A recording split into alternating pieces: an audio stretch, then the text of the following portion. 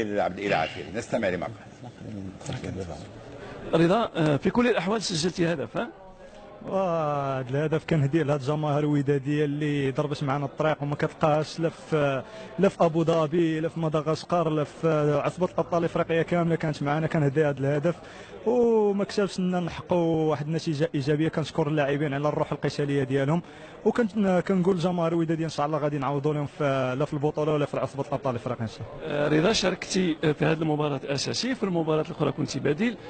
كيفاش تشوف المشاركة ديالك يعني الشخصية كلاعب في المباراتين هنا في كأس العالم للأندية؟ وهذه المشاركه اي لاعب كيتمنى يلعب في كاس العالم للانديه. الحمد لله تاتى ليا ولعبت وسجلت هدف، وكنت القادم افضل ان شاء الله.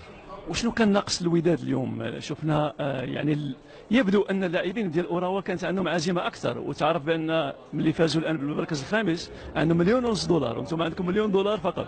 وحنا جينا لكاس العالم للانديه باش نشوفوا المباريات، وشفنا لو فوتبول هنايا في الامارات، وباقي ان شاء الله عصبه ابطال افريقيا والبطوله ان شاء الله. باقي بطبيعه الحال ديربي.